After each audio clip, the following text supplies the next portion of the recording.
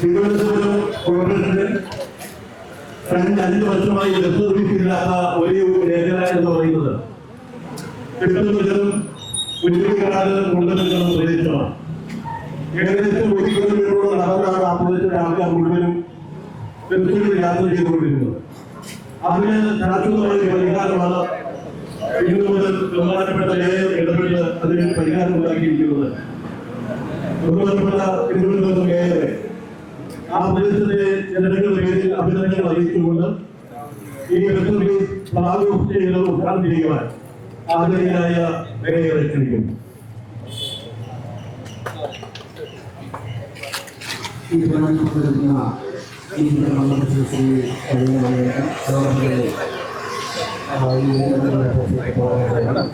Mic വയ്ക്കാം. Mic ഓണ കാര്യം മൈക്ക് ഓൺ ചെയ്യണം. മൈക്ക് ഓൺ മൈക്ക് വെച്ചോ പിടിച്ചോ.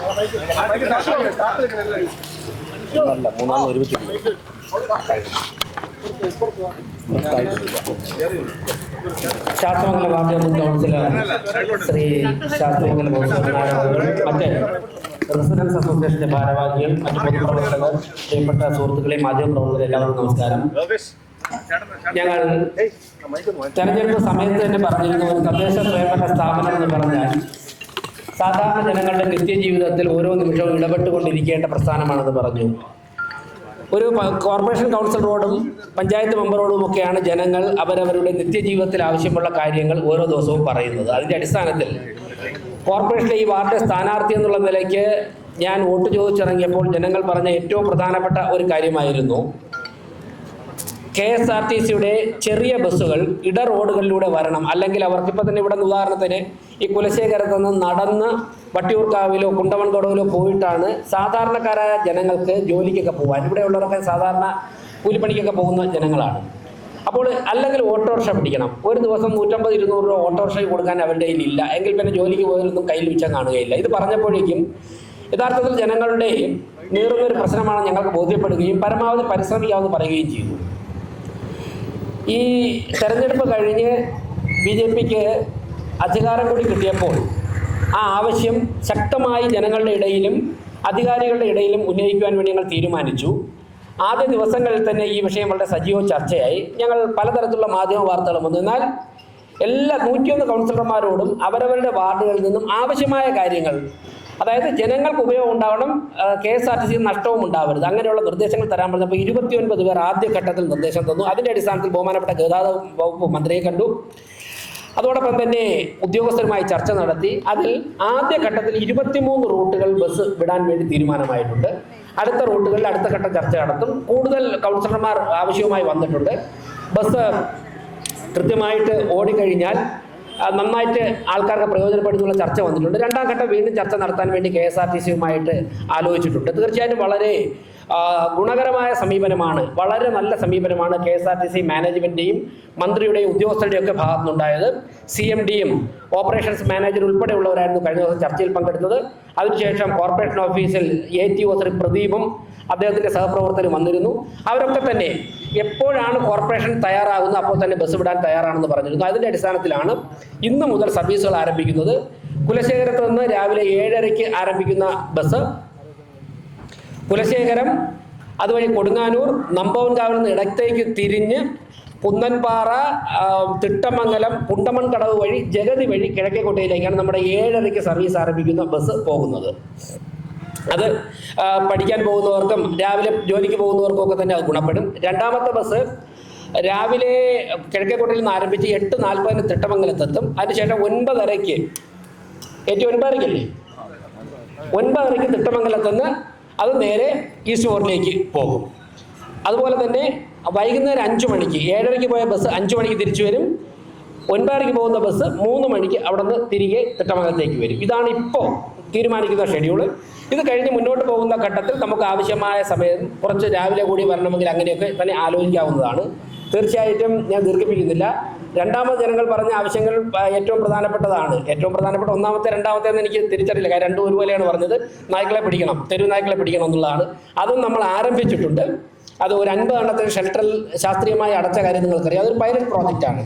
ഇന്നലെ ഇന്നൊക്കെ തന്നെ ഇന്ന് രാവിലെ ഉൾപ്പെടെ കൂടുതൽ സ്ഥലം കണ്ടെത്തുള്ള ചർച്ചകൾ നടക്കുകയാണ്. അതിൻ്റെ വഴി അക്കാര്യങ്ങൾ അറിയിക്കുക. തീർച്ചയായിട്ടും ഇങ്ങനെയുള്ള സജീവമായ പ്രശ്നങ്ങളിൽ കോർപ്പറേഷൻ്റെ 101 കൗൺസിലർമാരും വളരെ നന്നായിട്ട് ഇടപെടുന്നുണ്ട്. ഇതിന് സഹകരിച്ച KSRTC മാനേജ്മെൻറ്റിനോട് നന്ദി പറയുന്നു. കോർപ്പറേഷൻ ഉദ്യോഗസ്ഥരോടും കൗൺസിലർമാരോടും നന്ദി പറയുന്നു. അതോടൊപ്പം തന്നെ ഇക്കാര്യങ്ങൾ പറഞ്ഞ ഉടൻ തന്നെ എല്ലാ സഹായവും വാഗ്ദാനം ചെയ്ത ഇവിടുത്തെ കൊടുങ്ങാനൂരിലെ ജനങ്ങളോട് നന്ദി പറയുകയാണ്. മാധ്യമപ്രവർത്തകരോട് നന്ദി പറയുകയാണ്.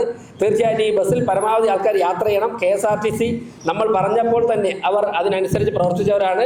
അതുകൊണ്ട് തന്നെ ഈ ബസ് നടത്തിക്കൊണ്ട് പോകാനുള്ള സാഹചര്യം ഉണ്ടാകണം. എല്ലാവരുടെയും സഹകരണം ഒരിക്കൽ കൂടി പ്രതീക്ഷിച്ചുകൊണ്ട് ഈ പരിപാടി ഉദ്ഘാടനം ചെയ്യാൻ പ്രഖ്യാപിക്കുന്നു. നന്ദി, നമസ്കാരം.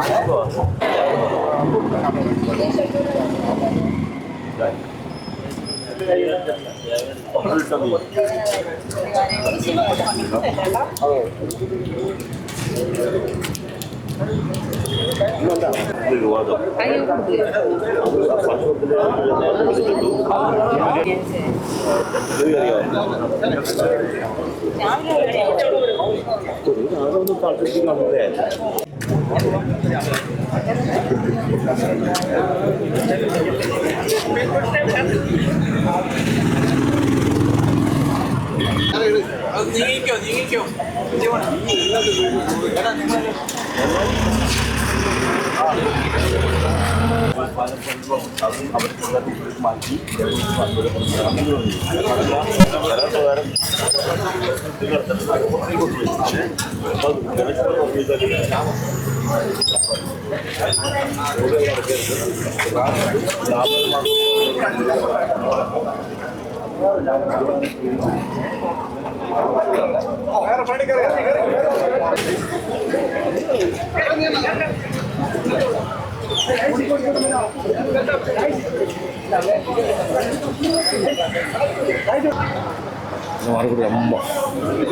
മാറിയില്ലേ ടൂർ പോണത്